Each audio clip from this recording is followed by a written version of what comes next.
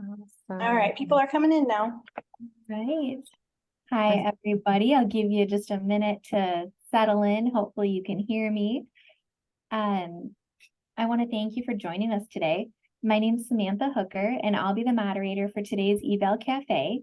The cafe is a longstanding speaker series hosted by the Evaluation Center at Western Michigan University in Kalamazoo, Michigan.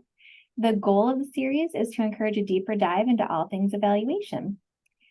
So we'd like to take a moment to acknowledge and honor the ancestral land of the Three Fires Confederacy, recognizing that WMU is located on lands historically occupied by the Ojibwe, Odawa, and Potawatomi nations.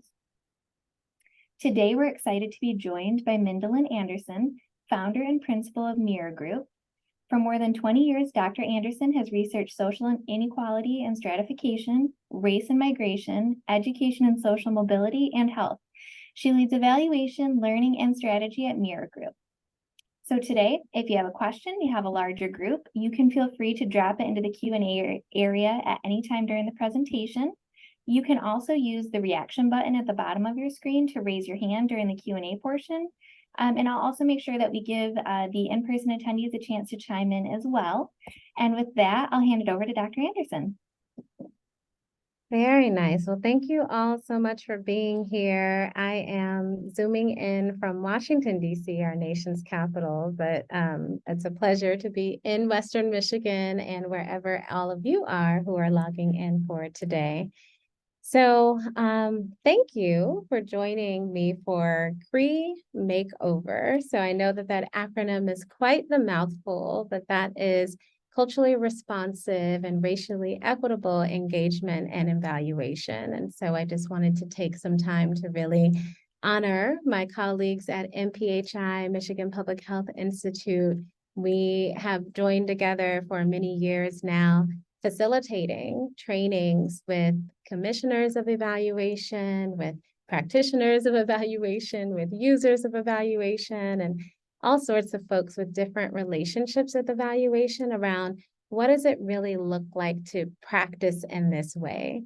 What changes occur along the way? What kind of relationship building do we do? What kind of information sharing do we do? And how this occurs throughout every single stage of the evaluation process, from planning all the way through dissemination and closeout. And so it's my honor to be here with you all today to really have the opportunity to share about an early Mirror Group project that we had where I like to say we're a tiny but mighty organization headquartered in DC with team and clients all over the nation. So we are in all of the time zones. We are in 8 different states, and we largely work in philanthropy. So most of our clients are foundations or nonprofit organizations. And this work that I will walk through with you is really the opportunity to see what was it like for us to partner with a... You have been added to the... Oh, sorry, I think someone needs to mute. What was it like to partner with a local nonprofit organization who was very active in economic development and empowerment, workforce training and development, and 2-generation family support? And so this is a group who has been around for more than 20 years. They had the opportunity to receive different types of funding. And at this particular time, one of their signature programs was in need of a reboot. And that's in the words of the managing program staff, right? And so they wanted to get some deeper insights into the experience of those that are participating in the program, their leadership, their funders, their staff, community members. Everyone had questions about the program or feedback about the program. And really, they didn't know if the program would continue or not. And in the past, they had evaluations that were required by different funders, but they had been more quantitative evaluations. And so what one of my colleagues calls bean counting. So not about the quality of the experience and what folks are going through, but more so about you know, how many people and how many graduated, and, you know, some of these numbers that are important to know and to understand. But they knew that there were things that were not being lifted up and captured without a qualitative lens on the work. And so they released a call, right, to have an evaluator come in and to do what they called a qualitative evaluation. Well, that's where Mirror Group entered the scene. And so when we really saw what they were doing with the work, you know, how they wanted to be able to engage and what they wanted to learn, we said, oh, okay, this really sounds like you need something a little bit different. Like, yes, qualitative, but there's more than just that you're looking for. And so we'd love to partner with you. And we were their selected partner. So I'm going to share a screen. Uh-oh. It looks different than I thought it would. So I wonder if this is going to show up right. You all will let me know. And then we'll get started. And again, I have some slides, but really they're just to help us kind of walk through this journey together. And as I promised, I love interaction. Oh, I'm so sorry. You have to allow me to share screen. That's what's happening, I think. I just double checked. It looks like all participants should be able to share. Let me see if there's anything else here.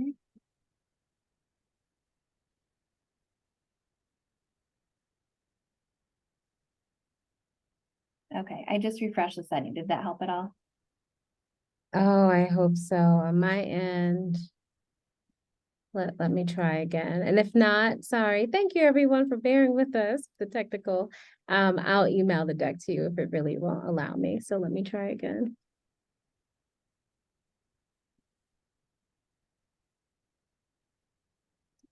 Yay, success. Thank you.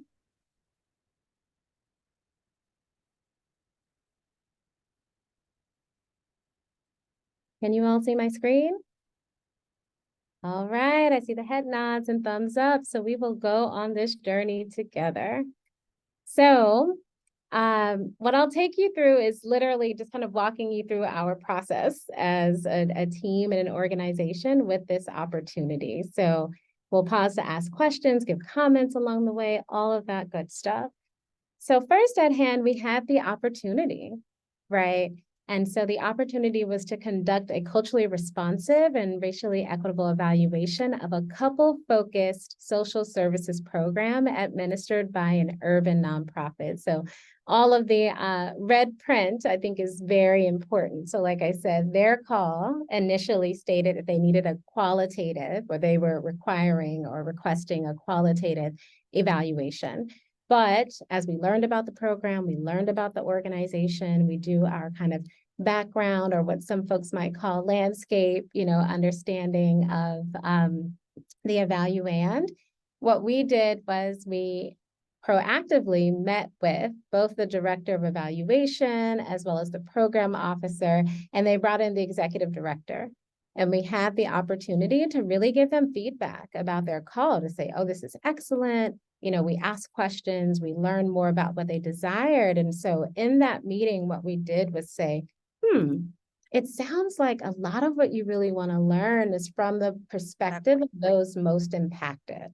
So meaning those that are in the program, who are members of the community, where you have this commitment, because this is a place-based nonprofit that has a commitment to a specific zip code. So down to the zip code level. And for those reasons, we said, you know, yes, qualitative, but you need a design that really centers on those participants and their experience in the program, the population you're serving in particular. Yes, it's in an urban city, but predominantly Black city, predominantly Black neighborhood with these kind of sociodemographic characteristics. And so for that reason, we think that you can learn a lot by having kind of like a local racial history or context enter into where the evaluation takes place. And they had a 2-generation program, so that was very exciting. And so we wanted to be sure that that nexus of focus was not just at the individual or programmatic level, but really the couples, because that's how they were enrolling participants, was by them being in a couple together. And so we had a conversation, kind of like how we're having a conversation today. And we said, so what do you think about that? If we were to submit a proposal, we would present something more along these lines. And it is important for us to know, is that something that excites you and you're interested in? Are you thinking, oh no, you're taking us too far off why we called you? Oh, I think someone needs to mute. Sorry about that. And so those kind of conversations we very much recommend to, whether you're an independent consultant or small firm or just coming into the evaluation. I always say we do not bid on blind RFPs. We need a conversation. I know that every situation doesn't allow for a conversation, and you might have other processes to determine if you're going to bid or not. But for us, if we can't have that conversation to at least introduce ourselves and socialize how we would approach the work and to get a read on if that's something that they're interested in, then we won't pursue it. And so that was the first conversation around the opportunity. So I promised this would be interactive. So I'd love it if anyone in the room or online would like to raise your hand and maybe share an opportunity that you had to kind of introduce yourself before bidding on a project. We're not talking about working on it. This is just, I'm going to submit the proposal and what that looked like. Or if anyone is thinking, I've never done this before and I want to do it, how does one go about doing that? So I'd love to get a hand or two and we can chat about it.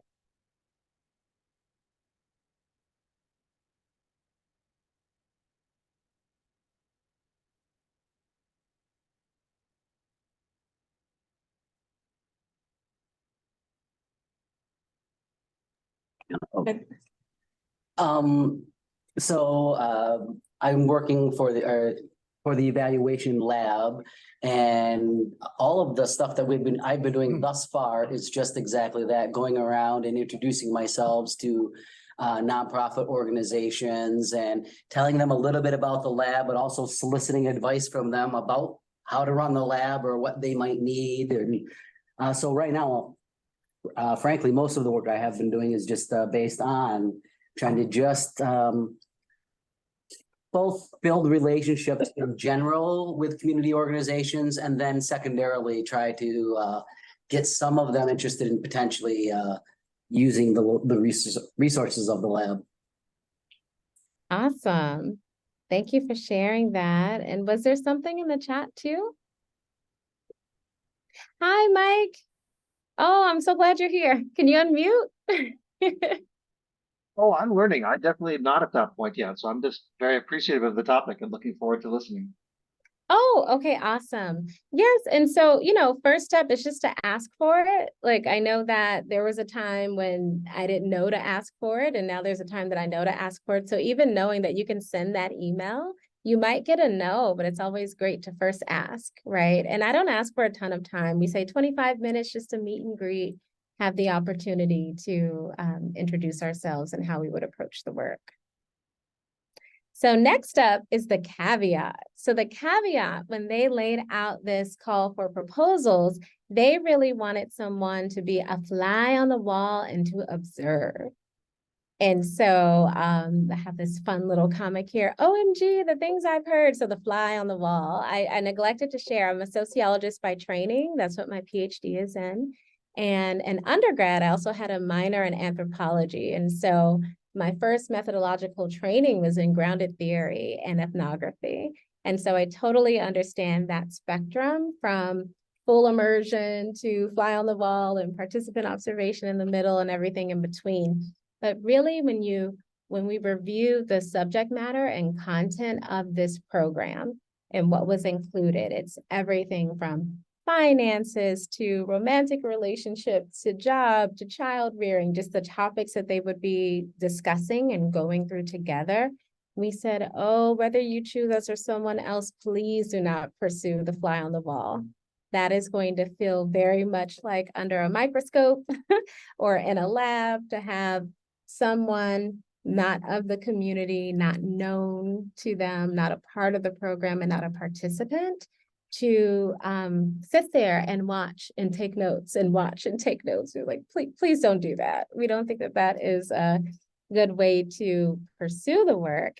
And so what we did is that we offered them an invitation. And so the call was really around how you give and receive welcome, and the fact that people learn best in hospitable spaces, right? And so what does it mean to learn and to contribute in this setting? And so we came up with a particular strategy that we thought would be awesome. And so we are not your average evaluation, ha ha ha, get the pun, get the joke, but we really proposed to them an immersed couple.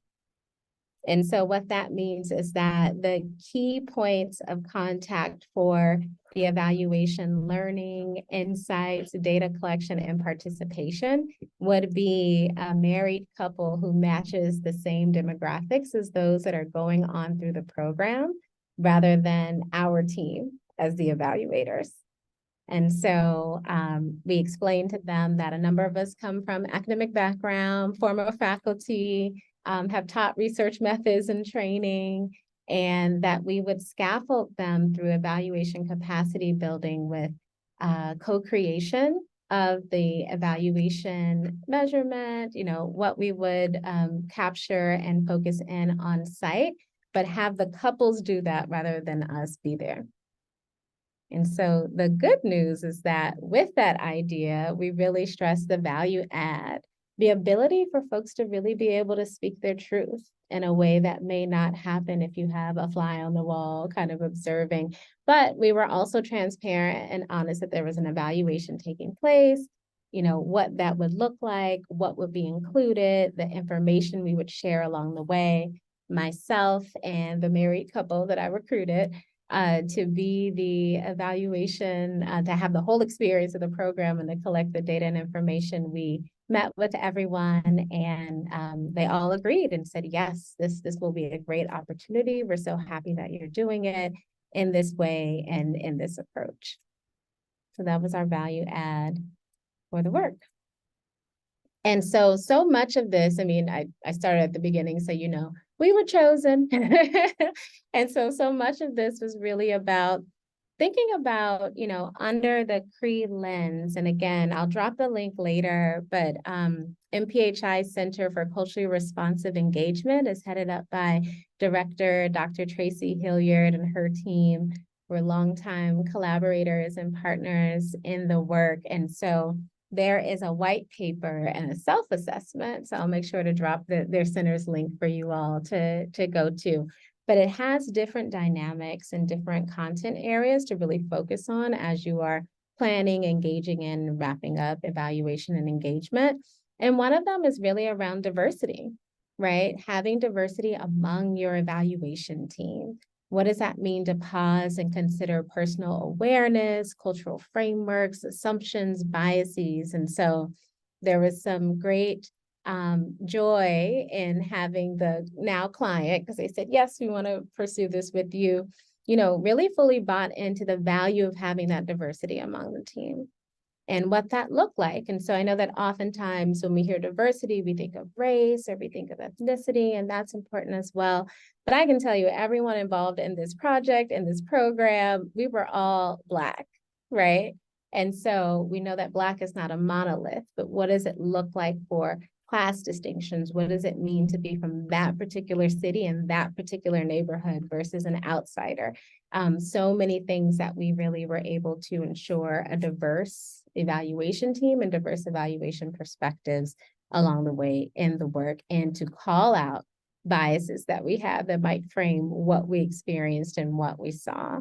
And so we had a practice of having autoethnography from our lead couple who was engaging in the program and the evaluation activities, and then team reflection to get an eye on what that looked like and felt like from a couple of different perspectives coming out of the session. All right, so this is the white paper. This is the old cover. It looks totally different on the cover now, so my apologies. But just really taking into consideration awareness of cultural differences among the priority population. So there were some key distinctions. This organization was adamant that couples for them did not only mean those that were married, but they did have their definition of being in a committed relationship and having children and, what did that look like? And so we had to have a lot of cultural awareness around what did coupledom mean in this community, in this program, and what they were trying to do with that.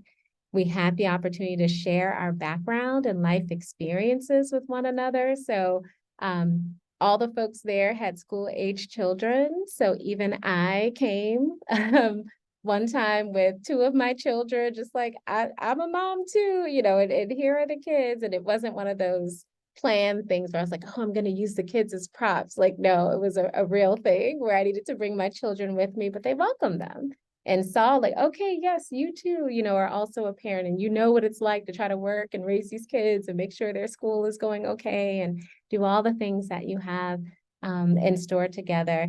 And then again, the multicultural training. There was training that the nonprofit facilitators of the program went through, and we made sure that our couple went through and that we were aware of. So we do have a question in the chat. Was the embedded couple already in the program, or did you recruit them specifically for the evaluation role? Excellent question. Let me slow that down and tell the story. So they were not already in the program. They were not. And so one of the things that we pride ourselves on at Mirror Group and some of the work that we love is local place-based work. And so the community where this took place is near and dear to my heart. And so I know a number of people who are there. And when I was telling this organization, oh no, you cannot have an evaluator sitting in the corner, taking notes. This is not the way to go. I sourced my networks. I said, hey, you all know about fill in the blank organization? Oh yeah, everybody knows them. Do you know about this program they're doing there? Oh yeah, I've heard about it. So we're asking questions like, what have you heard about it? Just so we get a community sense of what people think about the program. Do you know anyone who's gone through it? And then we talked more about what we learned about it. And so from there, folks know I'm an evaluator. I said, yeah, we're really looking for a couple who will go through this year's cohort.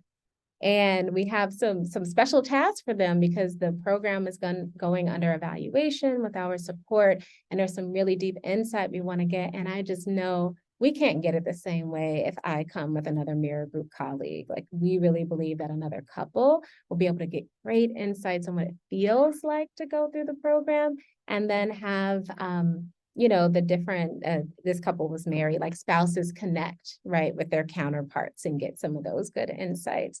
And so that's essentially how we sourced it. And so we were able to recruit a couple there to participate in this. And the cool thing about it is that one part of the program is really about workforce development and job security. And so they had some lived experience in common with the participants. So they very much matched like what the program would like to have, right? The only difference was they did not live in that zip code.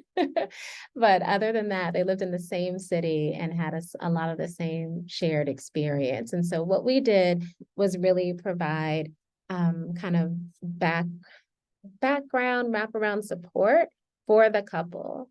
And so one thing that we did there was a couples counselor that was a part of the program, and they knew the couple was embedded, but we met with them ahead of time and we had them meet with the couple, and we just said, we know you provide couples counseling for everyone, and we want to build in your couples counseling for them because they're in this space where they're going through this program, just like other folks that are in the same lived experience as them.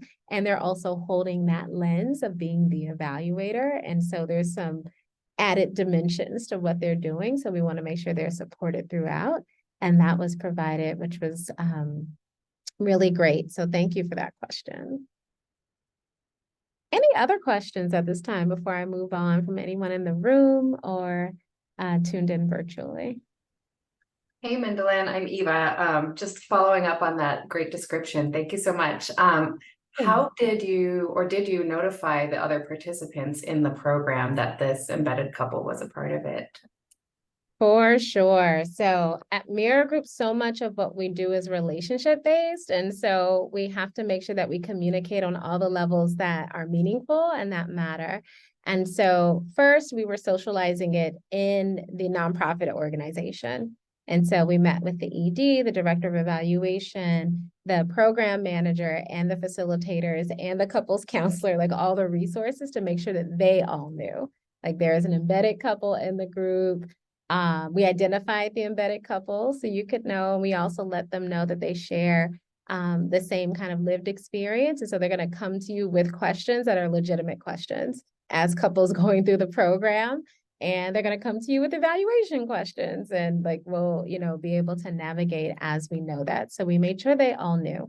When it comes to the other couples in the program, as part of their recruitment and kind of enrollment process, if you will, they have some, I call them meet and greets, but like mixers, if that makes sense. And so we made sure that the couple was there at the different mixers, were able to introduce themselves. Oh, we're going to be in the program this year. And we're also able to share feedback because they really want to know how to make the program tighter. And so we're here to help with that. And so it wasn't just a one and done. It was multiple ways of making sure that folks knew who they were, why they were there, and like literally we're navigating the same things you're navigating too. And there were some real relationships built there. Thank you for that question, Eva. Thank you. I really appreciate hearing more about that. Yeah, you're welcome. And there's a hand in the room too. I'd love to hear it.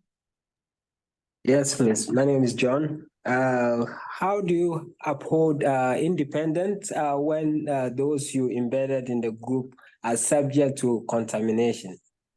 Ooh, I love your question, especially with the independence and the contamination. So thank you for being so clear in those concerns. So one of the things with this lens and this approach, we really come at it from the perspective that none of us are objective. Anyone who says they're totally objective isn't doing that kind of pre-work that we talked about of that personal self-reflection and understanding. And so what we do is that we lean into and we state our biases. And so one thing that protects us in this space is that we don't come in and say we're objective. And so that kind of independence of when I'm in the program, I'm evaluating the program, I'm figuring these things out, we're really raising up the value of being able to get evaluative insights from those that are most impacted and experiencing and going through the program. So again, some folks are bought into that, some folks aren't, but we say that that is a part of the design and what we're bringing forward and what can be learned when you open up those spaces. So that's one thing. And then when it comes to the contamination, I think that's a great question. That was something that the facilitators were wondering about. It's like, we don't want to take resources from others in the community that need this, or, how might others in the program kind of shift what they're saying or how they're behaving because this couple is here. And so we loved all of those questions. We talked about the pros and cons, right, of what could be understood or not in the setting. And I will tell you, by the second session, I got separate communications and notes from everyone involved saying, okay, all those concerns we have are over it. Like once you're in the program and doing the work, you're just doing it. And so it's not that they forgot who people were or why they were there or how they were positioned, but it was sort of like, yes, and we're here doing this work. Because this was not a lightweight program. This program had many components, it was very deep work, and it was designed to help contribute to upward mobility across generations. So it really was a multi-dimensional program. I hope I answered your question. Thank you. Hi, this is Val. I'm in the room. I hope you can hear me okay. Hey. I can see you too. Oh, right on. Okay. I think this is such a cool method to be able to, the way that you went around about like finding partners for this and then embedding them within the program. So just a quick clarification question. You were still collecting data, right? Like, I think you said like surveys and stuff like that. And number two, you said that you had reached out to your network in order to find this couple. What would you suggest for others? So for example, like when I think of my network, it's not really diverse, right? It tends to be like PhDs or MAs sort of in one area of the country. Like, so I mean, what would you suggest to others in terms of sourcing a non-diverse network? For sure. I'm a big fan of phone a friend, pull on those networks, ask those questions. I worked my network, but also we first asked the nonprofit organization, do you have any alumni of the program who you think could be well positioned to maybe come back, right, and help and support in this way, because they already had an alumni component to it. That was kind of like a peer mentorship piece. And so we sourced it out and really thought about what needed to happen, what the commitment was. And so it wasn't only that I found someone and came in, it's like we tell our clients all the time, we're going to partner in this, right? This isn't something for us to go off to do and magically present to you. But part of the buy-in too, and I'm glad that you asked about this, is time and posture in the work. And what does that look like, right? And so some of the reason why we were able to get a committed couple where people felt comfortable with them and were comfortable with our approach is because we communicated it, we talked about it, and we shared our stance in the work, which is no fixing, no saving, no advising, no correcting. I know this might sound like horror to all of us evaluators in the room, but really it's learning. We really want to hear and understand what is occurring in the program. We want to lift that up, shine light on it so that there can be program enhancements, there can be participant engagement, enhancements, and just the strategy and the design around what you're doing and how you're doing it. And so, yes, learnings came out of it. Yes, recommendations came out of it. But to have that stance that we are here to experience and learn, that helped a ton.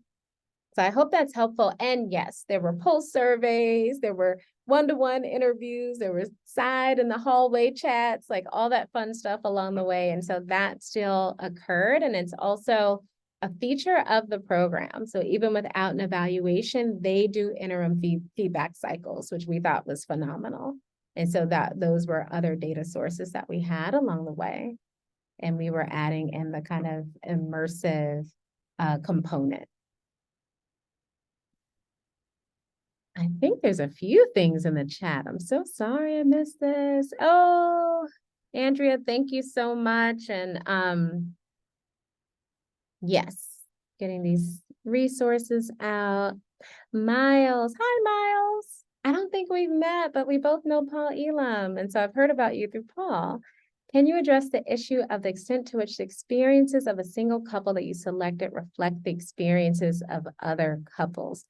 Yes, so there were certain criteria that the program focused on. One was education level, another was job or occupation, job stability, another was having school-age children, another was residence, again, in that zip code and by extension in that city. I'm trying to recall some of the other requirements. So what we did was we had the couple have the experience as close to those who would normally participate in the program. And the only thing we missed on was the zip code. They were literally the next zip code over. And so everything else, when you talk about the lived experience, we matched. And that was also another awesome opportunity because I'll admit the director of evaluation was like, this is a little unorthodox. I don't know about this. And I was just like, trust us, like, let us try it. And I told him, I said, if we can teach teenagers, young adults, and lifelong learners research methods and evaluation methods and how to do it, we can most certainly provide that capacity and support for a couple. And so he's like, okay, I'm intrigued, I'm open. And it was great all around. In fact, the wife continued to do evaluation work afterwards. Can you believe that? Like, she was like, I like this. I can see how I can utilize this. So I'd say that was some pretty good training, right? That we provided. All right, Jillian, I think that the brilliance of this is the centering of the culture and the units of analysis rather than the evaluation method. Jillian, thank you so much. We also find so much joy in that. Like, we get it. Someone comes and they're like, we want a SROI. Can you do that? Or someone comes and says, we need a quantitative understanding of this, or we need a qualitative understanding of that. And what I love about our mirror group team, we are mixed methods. Like, folks know a range of methods. I always say there's not a method that we haven't met or will meet that we don't love. Like, we can do that, but what is it that you want to learn? What is it that you're going to do with the learnings from this? And what methods and approaches are most appropriate for sourcing that? So I'm glad that you see that as brilliant. We love it too. Okay, Eval Cafe. By what mechanisms did the embedded couple provide their insights with you? Oh, great. Oh, and Andrea, hi. Even though we're both Anderson, we're not officially related, but I still claim her as family. I'm so glad you're here. Yes, so the mechanisms that we provided were a couple of things. So I mentioned autoethnography. And so we wanted both, we wanted both the wife and the husband to have their own reflection time. So they had journals. And what we did is that we provided journals that kind of fit their personal style. So the husband was into music and culture and DJ. So I had a nice like hip hop journal for him with some good pens. And the wife is very much into African culture, Pan-Africanism. So I had a nice like Adinkra symbol journal for her and some nice pens. And then we also talked about different modalities. And so ultimately, there was writing in the journal. There were also voice notes. So we just put a simple app on their cell phone. This was some years ago. So I know y'all are like, of course we do voice apps. So back then it wasn't as common. We're like, no, we can put this on. And so he could just speak into the phone and share those thoughts. And then we transcribe it. And so we had that built in, and we had them doing it after every session of the program. And so they would have a time to kind of get that out of them. And we would tell them, don't overthink it. And we just had some anchor questions as container, right?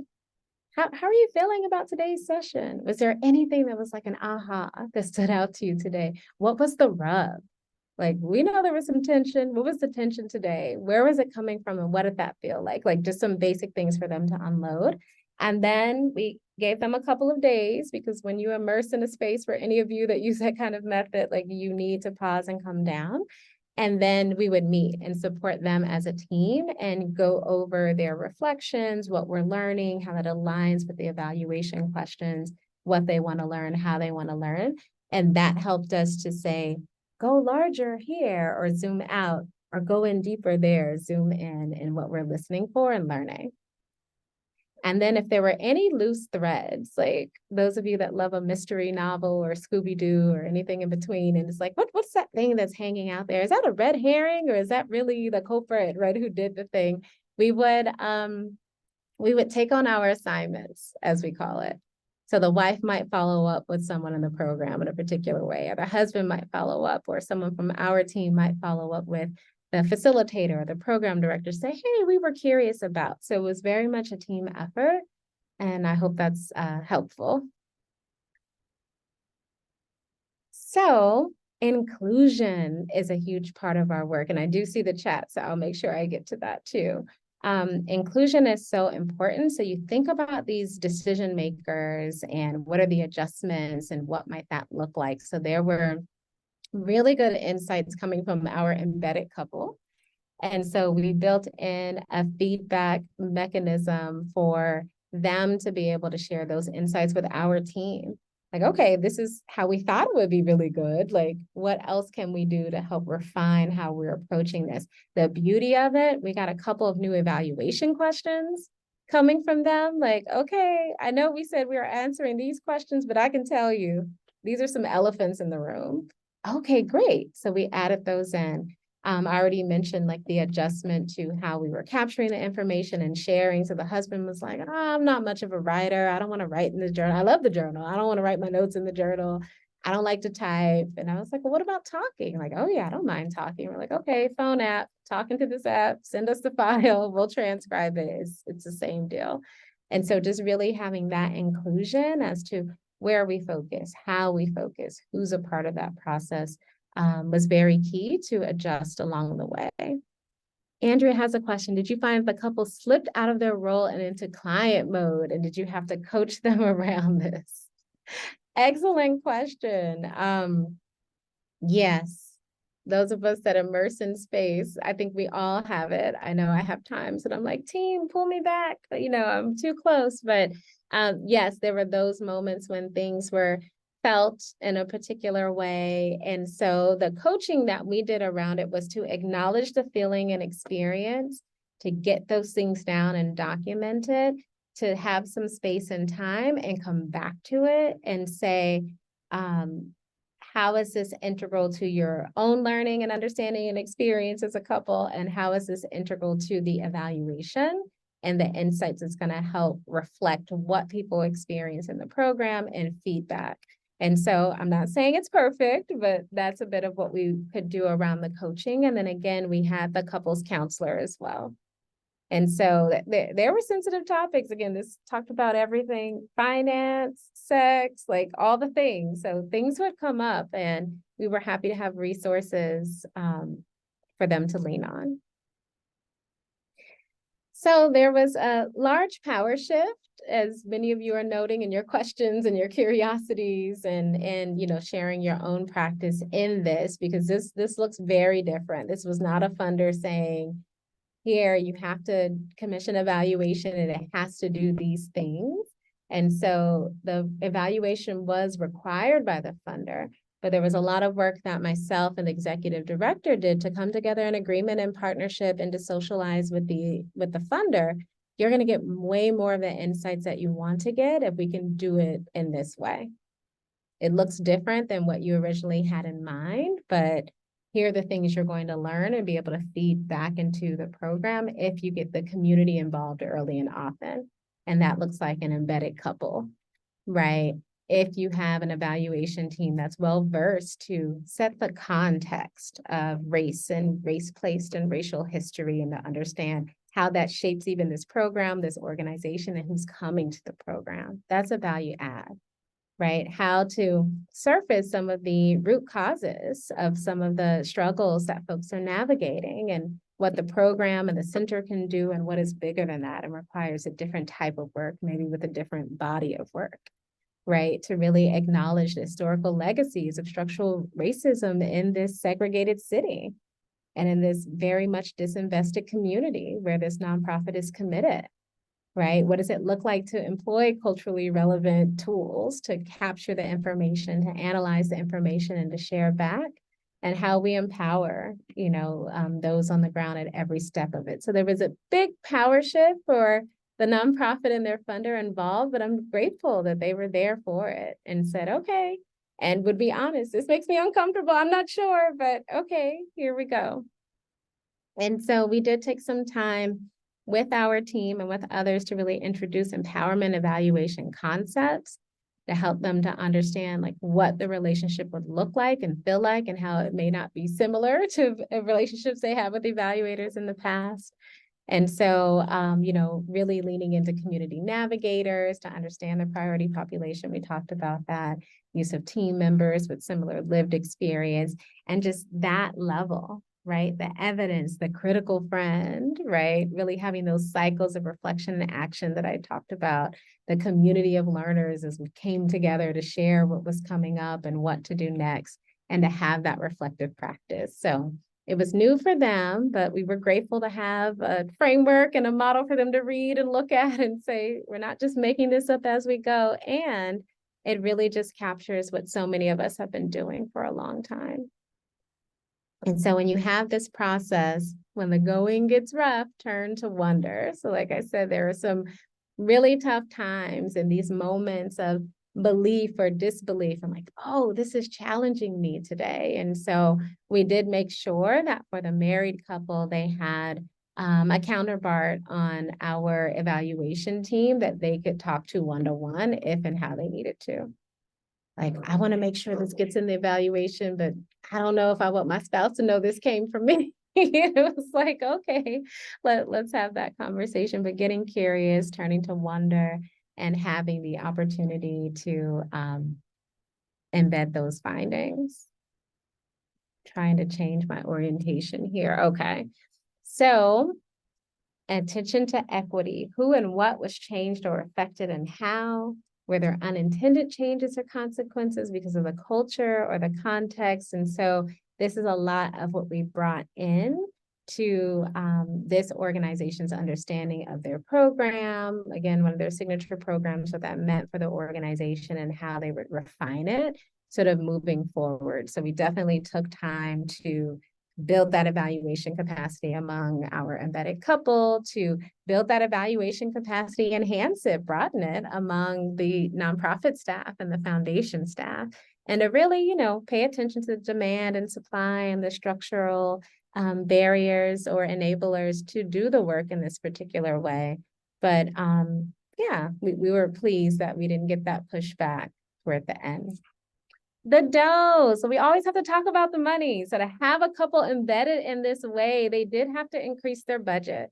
We were very clear that this was a good amount of time for the couple, that it would be taxing. And in some ways, we like to say, how do we share the weight? We don't talk about burden. If we all decide that this is important to do and important to evaluate, then how do we share that weight?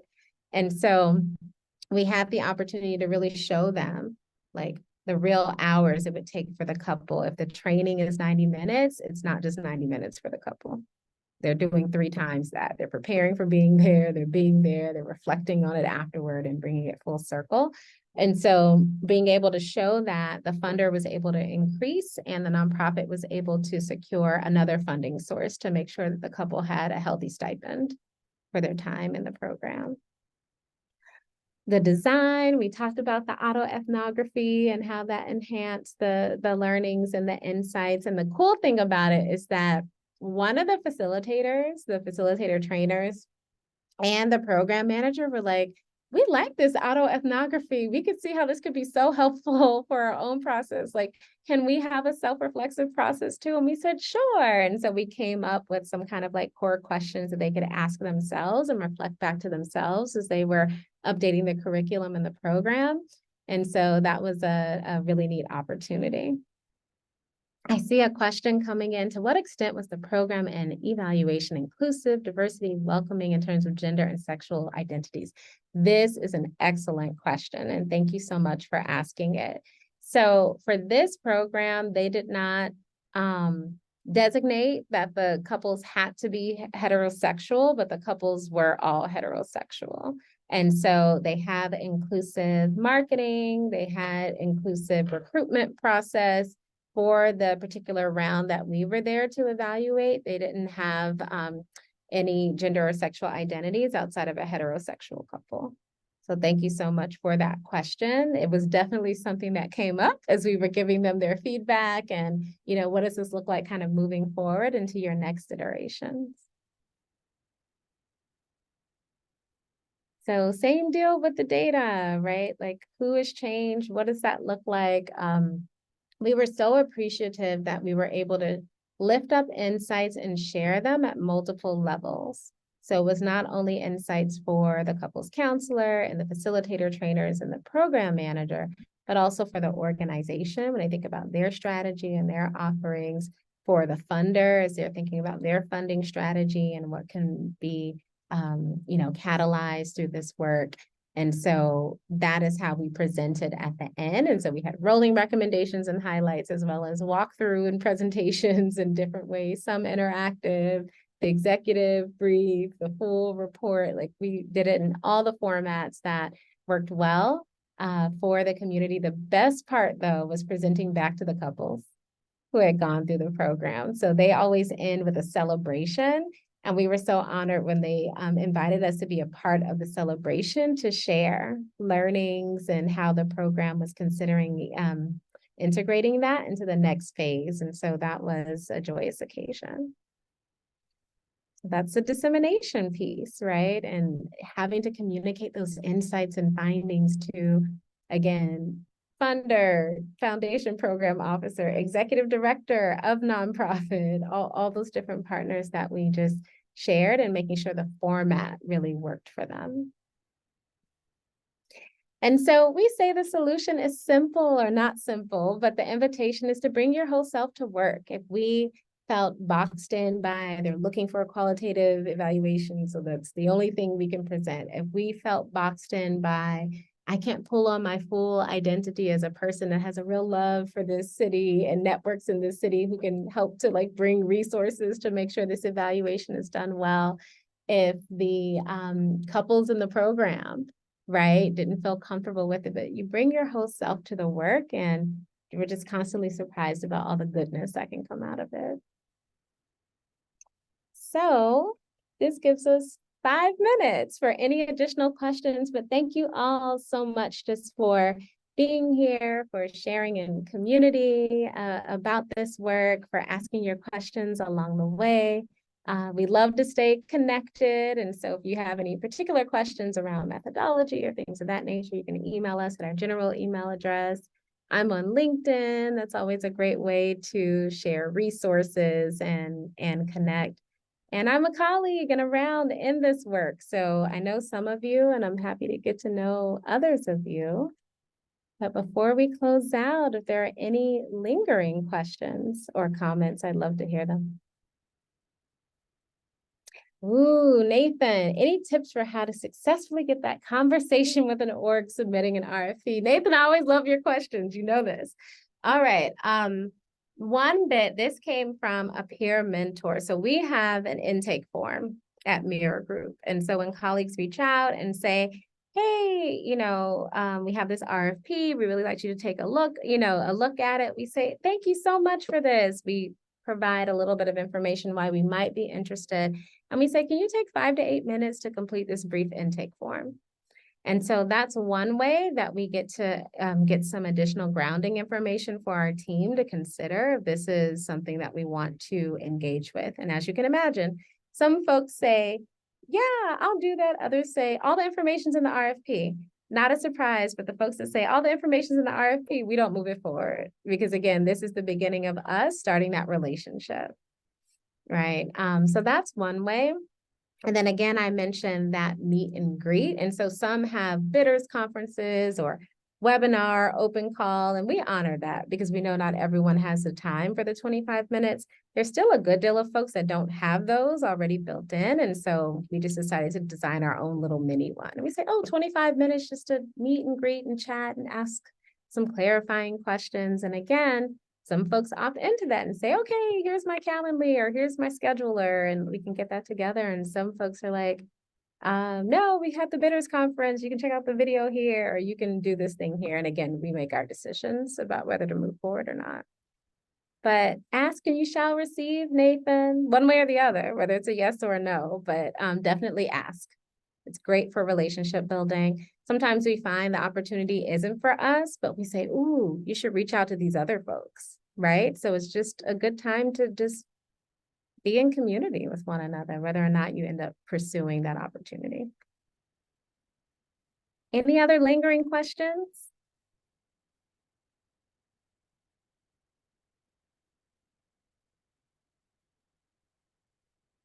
No? Okay. Well, thank you so much. I want to go back to Samantha, the Eval Cafe team. Just again, thank you for the invitation. Thank you all for engaging along the way in this presentation. I wanted it to be a conversation and it felt that way, even in a hybrid environment. So definitely appreciate it. And thank you, Mindelyn. Your presentation was amazing and you made my job so easy today. You kept an eye on the chat and the Q&A and the hands up. So I got to just hang out. I just want to remind people, if you're interested in joining us in any of our remaining eval cafes for the fall, I put the link to register in the chat, and you'll also find the link to sign up for our eval cafe mailing list. Our next eval cafe is Wednesday, November 1st. That will be featuring Allison Corbett and Laura Gonzalez. Their presentation will be on approaches to design and research for language justice. So hopefully we'll see you at our next presentation. Again, join our mailing list and you can check out the remaining fall schedule, and we'll have the spring schedule up shortly. And thank you again, Mindelyn. You are welcome. I'll be remiss to say we're hiring at Mirror Group. So we're looking for strong project managers right now. If you all have any colleagues or alumni, friends, please send them our way. We're looking for strong project manager. Remote position, some travel because our clients are all over the nation, but an awesome team, just brilliant and amazing, and very committed clients who like our work. So in case you were wondering, this organization did take the feedback and learning into consideration. They revised their curriculum and their program, and they're still running. So something's going well, and we're just pleased to be a part of it. All right, everyone, take care. Bye.